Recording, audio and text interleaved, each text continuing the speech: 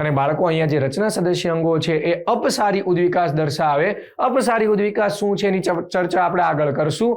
જો આપણે અહીંયા ઉદાહરણ સમજીએ જે એનસીઈઆરટી માં આપણને આપેલું છે, જેની અંતસ્થ રચના સજીવોના અંગોની અંતસ્થ રચના એક સમાન પરંતુ એના કાર્યો જુદા જુદા છે, એવા ઉદાહરણને જો આપણે અહીંયા સમજીએ તો પૃષ્ઠવંશીની અંદર સસ્તન.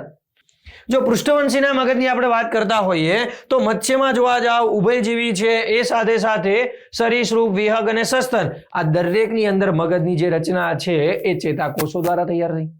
તો આપણે બે સજીવો કીધા છે, એક છે જરાયુધ સસ્તન, બીજા છે માર્સુપિયલસ, ઓસ્ટ્રેલિયન માર્સુપિયલસ.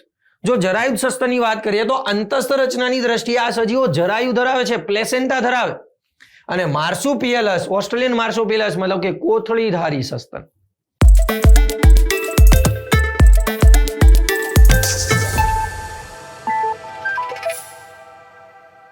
હેલો ડિયર સ્ટુડન્ટ્સ, એલએનના ડિજિટલ પ્લેટફોર્મ પર આપનું હાર્દિક સ્વાગત છે. આજે આપણે અહીંયા બાયોલોજીના ઝૂઓલોજીના અતિ મહત્વનું ચેપ્ટર ઇવોલ્યુશન અને એનો ટોપિક રચના સદસ્ય અંગો અને કાર્ય સદસ્ય અંગો મતલબ કે હોમોલોગસ ઓર્ગન અને એનાલોગસ ઓર્ગન, એ ટોપિકની આજે આપણે અહીંયા ચર્ચા કરવાના છીએ. પણ એની ચર્ચા કરતા પહેલા સૌથી મહત્વનો એક પ્રશ્ન છે, વોટ ઇઝ ઇવોલ્યુશન, કે એક્ઝેક્ટલી ઇવોલ્યુશન છે શું? જો ઇવોલ્યુશનની આપણે વાત કરતા હોઈએ તો ઇવોલ્યુશનનો મતલબ એવો થશે બાળકો કે પૃથ્વી પરના જીવ સ્વરૂપોના ઇતિહાસનો અભ્યાસ. મતલબ કે અત્યાર સુધીમાં પૃથ્વી પર જેટલા પણ જીવન સ્વરૂપો અસ્તિત્વમાં આવ્યા, એ જીવન સ્વરૂપો શરૂઆતથી લઈને અત્યાર સુધીમાં કઈ રીતે અસ્તિત્વમાં આવ્યા એનો જે અભ્યાસ છે, એનો જે ઇતિહાસ છે, એ ઇતિહાસનો અભ્યાસ, એનો મતલબ થશે ઇવોલ્યુશન. જે ક્રમશઃ નાના ફેરફારોના આધારે બહુ ઘણા બધા ફેરફારો પછી એક સ્વતંત્ર મોટો નવો ફેરફાર અને એક સ્વતંત્ર નવી જાતિ અસ્તિત્વમાં આવી ગઈ, એ ઘટના એટલે ઇવોલ્યુશન.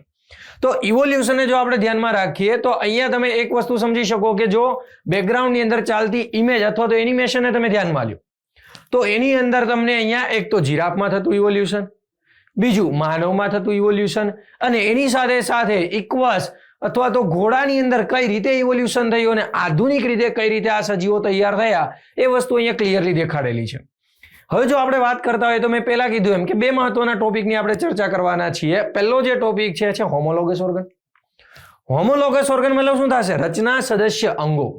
તો નામ એવું સજેશન આપે છે, સદસ્યનો મતલબ થાય સમાન, રચના એનો મતલબ થાય અંતસ્થ રચના. તો અંતસ્થ રચના થઈ ગઈ અથવા તો ભ્રૂણીય ઉદ્ભવ થઈ ગયો અથવા એટલે કે ભ્રૂણીય વિકાસ થઈ ગયો, મૂળભૂત રચના થઈ ગઈ. જો અંતસ્થ અંગોની ગોઠવણી, એમનો ઉદ્ભવ અને એની ભ્રૂણીય વિકાસની જે રચના છે આ કોમન હોય, કોમન એટલે એક સમાન હોય. પરંતુ આ સજીવોના જે અંગો છે એ ઉદ્ભવની દ્રષ્ટિએ સમાન, પણ જો કાર્યની દ્રષ્ટિએ જુદા જુદા હોય અથવા અહીંયા કાર્ય સમાન પણ હોઈ શકે તો બે લાક્ષણિકતા છે. અંગોની અંતસ્થ રચના તો ઓલવેઝ સમાન હશે, ઓલવેઝ અંતસ્થ રચના સમાન થઈ ગઈ, મતલબ કે આ એવા સજીવો થયા કે જેના પૂર્વજો કોમન થઈ ગયા. તો અહીંયા અંગોની અંતસ્થ રચના એક સમાન, જેમ કે ઉત્પત્તિ, ભ્રૂણીય વિકાસ, મૂળભૂત રચનાઓ આ સમાન, પરંતુ કાર્યની દ્રષ્ટિએ આવા સજીવો કે જે કાર્યો સમાન પણ દર્શાવી શકે અને કાર્ય અસમાન પણ દર્શાવી શકે. અને બાળકો અહીંયા જે રચના સદસ્ય અંગો છે એ અપસારી ઉદ્વિકાસ દર્શાવે. અપસારી ઉદ્વિકાસ શું છે એની ચર્ચા આપણે આગળ કરશું. જો આપણે અહીંયા ઉદાહરણ સમજીએ જે એનસીઈઆરટી માં આપણને આપેલું છે, જેની અંતસ્થ રચના સજીવોના અંગોની અંતસ્થ રચના એક સમાન પરંતુ એના કાર્યો જુદા જુદા છે, એવા ઉદાહરણને જો આપણે અહીંયા સમજીએ તો પૃષ્ઠવંશીની અંદર સસ્તન, અને સસ્તનની અંદર માનવ છે, ચામાચીડિયું છે, વહેલ છે અથવા તો ચિત્તો છે, આના અગ્ર ઉપાંગની વાત લઈએ.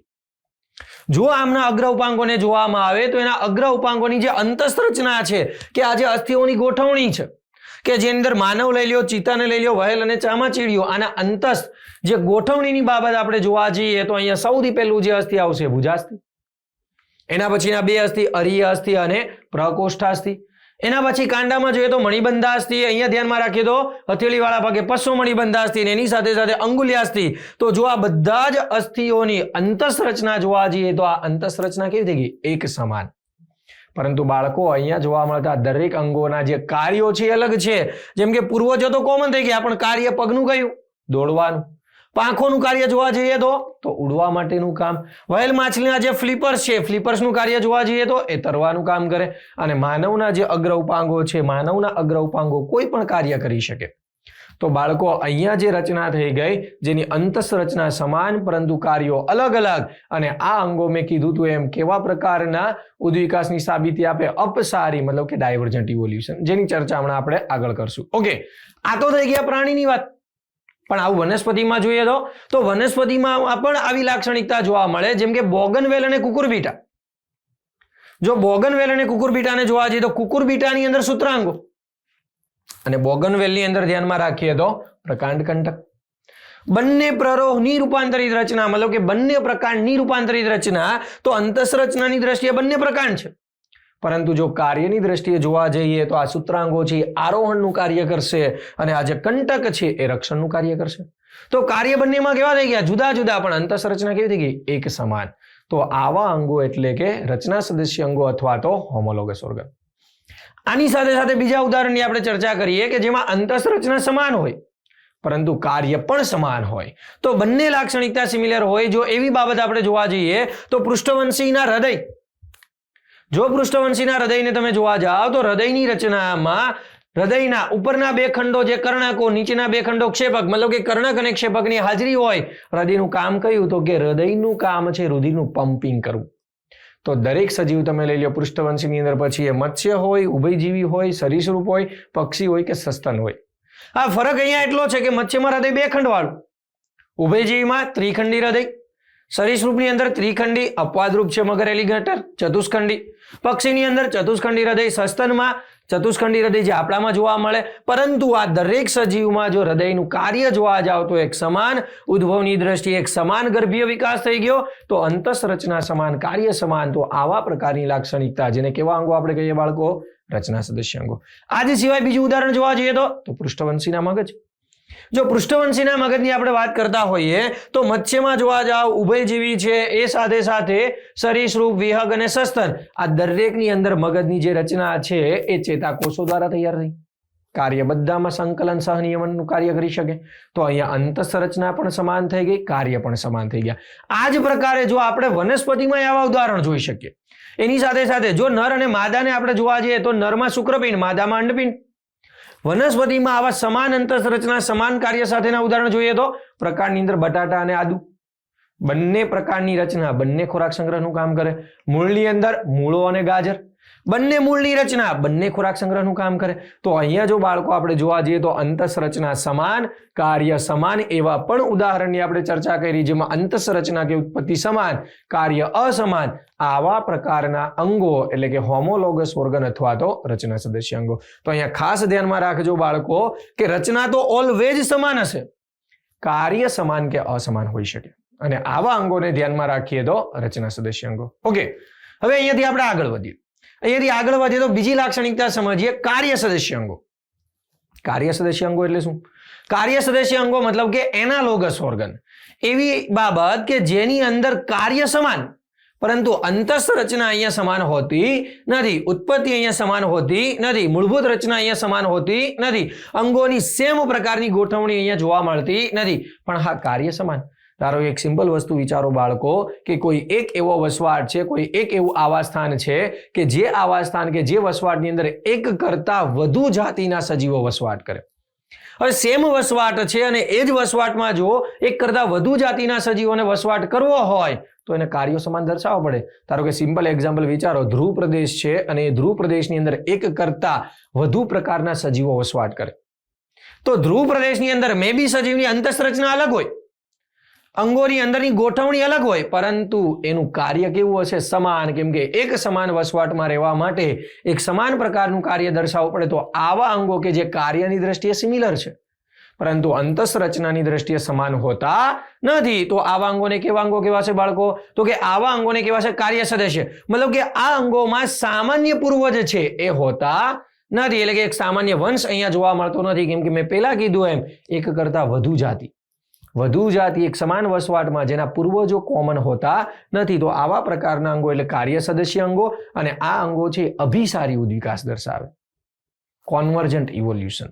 અભિસારી ઉદ્વિકાસ શું છે એની પણ ચર્ચા આપણે આગળ કરશું. તો અહીંયા એક સૌથી ઇમ્પોર્ટન્ટ અને મહત્વની બાબત જે બાળકો ધ્યાનમાં રાખવાની કે એક જ પ્રકારનો વસવાટ, અંતઃરચના કેવી હશે? અલગ અલગ, પરંતુ કાર્યની દ્રષ્ટિએ સજીવો કેવી લાક્ષણિકતા દર્શાવતા હશે? સિમિલર. તો આવા પ્રકારના અંગો એટલે કે કાર્ય સદસ્ય અંગો. જો આપણે અહીંયા એના ઉદાહરણની વાત કરીએ તો આપણે બે સજીવો કીધા છે, એક છે જરાયુધ સસ્તન, બીજા છે માર્સુપિયલસ, ઓસ્ટ્રેલિયન માર્સુપિયલસ. જો જરાયુધ સસ્તનની વાત કરીએ તો અંતસ્થ રચનાની દ્રષ્ટિએ આ સજીવો જરાયુ ધરાવે છે, પ્લેસેન્ટા ધરાવે. અને માર્સુપિયલસ, ઓસ્ટ્રેલિયન માર્સુપિયલસ મતલબ કે કોથળીધારી સસ્તન, જે પોતાના બચ્ચાને અપરિપક્વ રીતે તૈયાર કરે અને કોથળી ધરાવે, જેમ કે સિમ્પલ એક્ઝામ્પલ કાંગારૂ, કે જે પોતાના બચ્ચાને પરિપક્વ થવા સુધી ત્યાં સાચવી રાખે. તો આ સજીવોને જોવા જાવ તો જરાયુધ સસ્તનમાં મોલ, ઓસ્ટ્રેલિયન માર્સુપિયલસમાં માર્સુપિયલ ઉંદર. હવે બંને અંતસ્થ રચનાની દ્રષ્ટિએ અલગ અલગ થયા. શું કામ? આ જરાયુ ધરાવે છે, આ કોથળીધારી છે, પરંતુ બાળકો બંનેના કાર્ય એક સમાન વસવાટમાં હોય તો એક સિમિલર કામ કરશે. સેમ કીડીખાવ છે, નુંબટ છે, અહીંયા ઉંદર, માર્સુપિયલ મોલ છે, લેમુર છે, ડાઘાવાળી કસકસ છે. તો આ સજીવો જરાયુધ સસ્તનો, આ ઓસ્ટ્રેલિયન માર્સુપિયલસ. અહીંયા બીજી એક વસ્તુ પણ ધ્યાનમાં રાખવાની બાળકો, કે જો ખાલી માત્ર આ જ સજીવોને જોવામાં આવે તો ખાલી આ સજીવો જરાયુધ સસ્તન એ અપસારી ઉદ્વિકાસ દર્શાવે. શું કામ? કેમ કે આ એવા સજીવો કે દરેક સજીવો જરાયુ ધરાવે અને એ સજીવો ઓસ્ટ્રેલિયાના ખંડની અંદર એક સમાન પૂર્વજમાંથી વહેંચાયેલા છે, જે અનુકૂલિત પ્રસરણને પણ દર્શાવે અને અંતસ્થ રચના સમાન પરંતુ અલગ અલગ વસવાટમાં જઈને કાર્ય અલગ દર્શાવે. ખાલી આ રચના સદસ્ય દર્શાવશે. સેમ એ જ રીતે આ પણ એ જ કહી શકાય. પરંતુ બાળકો અહીંયા બંનેને આપણે સાથે સરખાવીએ છીએ ત્યારે એ લાક્ષણિકતા છે એ શું રજૂ કરશે? એ દર્શાવશે કાર્ય સદસ્ય અંગો. સેમ એ જ રીતે જોવા જાવ તો ઉડતી ખિસકોલી, ફ્લાઇંગ ફેલેન્જર, બોમ્બકેટ છે, ટાઈગર કેટ છે, વરુ છે અને તાસ્માનિયાઈ વરુ. તો આ સજીવો અંતસ્થ રચના જ્યારે બંનેને સરખાવવામાં આવે તો અંતસ્થ રચના કેવી થઈ ગઈ? અલગ અલગ, પરંતુ સમાન વસવાટમાં હોવાથી કાર્ય કેવા દર્શાવે છે? એક સમાન. તો આવા પ્રકારના અંગો એટલે કાર્ય સદસ્ય. આ સિવાય જોવા જઈએ તો કે આ સિવાય પતંગિયાની પાંખ અને એની સાથે સાથે જો જોવા જઈએ તો પક્ષીની પાંખ. બંનેના પાંખનું કામ કયું? તો કે બંનેના પાંખનું કામ ઉડવાનું, પરંતુ બંનેની અંતસ્થ રચના જોવા જાવ બાળકો તો બંનેની અંતસ્થ રચના કેવી હશે? અલગ અલગ. તો આ થઈ ગયા કેવા અંગો? કાર્ય સદસ્ય અંગો. એ સિવાય હજી જોવા જઈએ તો કે એ સિવાય જોવા જઈએ તો ડોલ્ફિનના ફ્લિપર્સ અને પેંગ્વિનના ફ્લિપર્સ. બંનેના ફ્લિપર્સનું કામ કયું છે? તો કે બંનેના ફ્લિપર્સ છે એના કાર્ય સિમિલર દર્શાવશે, પરંતુ અંતસ્થ રચના અલગ અલગ. એ સિવાય મધમાખીનો ડંખ, વીંછીનો ડંખ. ડંખની અંતસ્થ રચના બંનેમાં અલગ અલગ છે, પણ બંને ડંખ મારવાનું કાર્ય કરે એટલે કાર્ય કેવું થઈ ગયું? સમાન. એ સિવાય જો વનસ્પતિમાં પણ આવા ઉદાહરણો જોવા જઈએ બાળકો તો વનસ્પતિની અંદર પણ શક્કરિયા છે અને બટાકા છે. શક્કરિયા મૂળની રચના, બટાકા પ્રકાંડની રચના. અંતસ્થ રચનાની દ્રષ્ટિએ બંને અલગ અલગ, પરંતુ બંનેના કાર્ય કેવા? એક સમાન, કેમ કે બંને ખોરાક સંગ્રહી રચના છે. તો અહીંયા જો આપણે જોવા જઈએ તો બાળકો આ એવા અંગો થઈ ગયા કે જેની અંતસ્થ રચના અસમાન છે પરંતુ કાર્ય કેવા જોવા મળશે? એક સમાન. તો આવા પ્રકારની લાક્ષણિકતા જેને આપણે કેવા અંગો કહેશું? કાર્ય સદસ્ય અંગો. ઓકે, બંને અંગોમાં કન્ફ્યુઝ નહીં થતા. રચના સદસ્ય અંગોમાં અંતસ્થ રચના સમાન, કાર્ય સમાન કે અસમાન હોઈ શકે, બે લાક્ષણિકતા છે. પરંતુ કાર્ય સદસ્ય અંગોમાં ઓલવેઝ અંતસ્થ રચના અસમાન અને કાર્ય કેવા હશે? સમાન હશે. ઓકે, આ સિવાય જો આપણે બીજી આગળ વાત કરીએ તો સૌથી મહત્વની બે બાબતો જે મેં આગળ પણ તમને કીધું હતું કે આપણે આ જ વિડીયોમાં આગળ સમજીએ, અપસારી ઉદ્વિકાસ અને અભિસારી. આ અપસારી ઉદ્વિકાસ ખરેખર છે શું? જે હમણાં આપણે વાત કરી ઓસ્ટ્રેલિયન માર્સુપિયલસ, જરાયુધ સસ્તન, કોઈ પણ એકને વિચારો. ધારો કે હું એવું કહી દઉં કે આ ઓસ્ટ્રેલિયન માર્સુપિયલસના પૂર્વજ છે, જે કોઈ એક વસવાટમાં ઓસ્ટ્રેલિયાના ખંડમાં હતા. તો એક સ્થાનમાંથી આ પૂર્વજમાંથી જે સજીવો તૈયાર થતા ગયા એ સજીવો અલગ અલગ વસવાટમાં સ્થાનાંતરિત થયા એ જ ખંડની અંદર. જેમ કે અહીંયા કોઈ એક પૂર્વજ હતા, એમાંથી એક સજીવો આગળ વધ્યા, S1 તરીકે અલગ વસવાટમાં આવ્યા. જે વસવાટમાં આવ્યા એ વસવાટને અનુકૂલિત થયા. તો આવા પ્રકારની લાક્ષણિકતા જે અંતસ્થ રચનાની દ્રષ્ટિએ સિમિલર હોય તો રચના સદસ્ય અંગો આપે, અનુકૂલિત પ્રસરણ દર્શાવે, અપસારી ઉદ્વિકાસ પણ દર્શાવે. તો અહીંયા જે સજીવો છે એ S1 વસવાટની અંદર એટલે કે વસવાટ એની અંદર S1 જાતિના સજીવો અનુકૂલિત થઈ ગયા. સેમ એ જ રીતે જોવા જઈએ તો વસવાટ બી ની અંદર S2 જાતિના સજીવો અનુકૂલિત થયા. વસવાટ સી ની અંદર S3 જાતિના સજીવો અનુકૂલિત થયા અને વસવાટ ડી ને જો આપણે ધ્યાનમાં રાખીએ તો S4 જાતિના સજીવો અનુકૂલિત થયા. મતલબ કે કોમન પૂર્વજમાંથી સજીવો અલગ અલગ દિશામાં વહેંચાણા. ધારો કે વિચારો, અહીંયા ધ્રુવ પ્રદેશ વાળો વસવાટ છે, અહીંયા રણ પ્રદેશ વાળો વસવાટ છે, અહીંયા નદી કિનારાનો તટ પ્રદેશ છે, અહીંયા ઘાસના મેદાનો છે.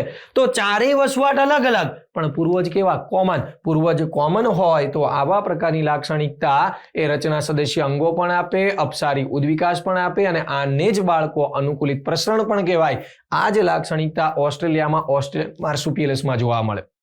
આ જ લાક્ષણિકતા ડાર્વિન ફિન્ચમાં જોવા મળે, આ જ લાક્ષણિકતા જરાયુજ સસ્તનમાં પણ જોવા મળે. તો આવો ઉદ્વિકાસ, જેને કેવો ઉદ્વિકાસ કહેવાય? અપસારી ઉદ્વિકાસ. પણ બાળકો અહીંયા જે સજીવો ધ્રુવ પ્રદેશમાં હોય, અહીંયા રણ પ્રદેશમાં હોય, અહીંયા આગળ નદી કિનારાના તટ પ્રદેશમાં, અહીંયા ઘાસના મેદાનોમાં, તો અહીંયાના કાર્યો કેવા હોય? અલગ અલગ. તો આવો ઉદ્વિકાસ એટલે કે ડાયવર્જન્ટ ઇવોલ્યુશન, અપસારી ઉદ્વિકાસ. જો એનાથી આપણે આગળ વધીએ, બીજી વાત આપણે કરીએ તો અભિસારી ઉદ્વિકાસને આપણે ધ્યાનમાં રાખીએ. અને જો અભિસારી ઉદ્વિકાસને ધ્યાનમાં રાખીએ તો અભિસારી ઉદ્વિકાસ કેવો છે? તો કે અભિસારી ઉદ્વિકાસની અંદર ધારો કે અહીંયા કોઈ એક પૂર્વજ છે અને એ પૂર્વજમાંથી સજીવો અલગ અલગ વસવાટમાં સ્થાનાંતરિત થયા, જેમ કે S1 જાતિના સજીવો એ વસવાટની અંદર, S2 જાતિના સજીવો બી વસવાટની અંદર, S3 જાતિના સજીવો સી વસવાટની અંદર અને S4 જાતિના સજીવો ડી વસવાટની અંદર. તો આ રચના સેમ આપણને અપસારી દેખાય, આ રચના સેમ આપણને અનુકૂલિત પ્રસરણ દેખાય, અપસારી દેખાય, પણ વિચારો કે આ ઓસ્ટ્રેલિયન માર્સુપિયલસ છે. એ જ પ્રકારે આ જ વસવાટમાં, આ જ ખંડની અંદર જરાયુજ સસ્તનમાં પણ આવો બદલાવ આવ્યો. જેમ કે પૂર્વજો હતા, પૂર્વજમાંથી P1 પ્લેસેન્ટા ધરાવતા સજીવો આગળ વધી ગયા, જે P1 વસવાટ એને અનુકૂલિત થયા. એની સાથે સાથે જોવા જઈએ P4 વસવાટ બી ને અનુકૂલિત થયા, એની સાથે સાથે P3 વસવાટ સી ને અનુકૂલિત થયા, અને જો આપણે અહીંયા ધ્યાનમાં રાખીએ P2 જે વસવાટ ડી ને અનુકૂલિત થયા. તો વિચારો બાળકો, આ ઓસ્ટ્રેલિયન માર્સુપિયલસ, આ પ્લેસેન્ટા જરાયુજ ધરાવતા સસ્તનો, આ બંનેનો એક કોમન વસવાટ થયો, અને એ કોમન વસવાટની અંદર એના દ્વારા જે ઉદ્વિકાસ જોવા મળે એ કેવો ઉદ્વિકાસ હોય? અભિસારી ઉદ્વિકાસ. કોન્વર્જન્ટ ઇવોલ્યુશન. તો આની અંતઃસંરચના જે S2 ની હશે કોના પ્રકારે?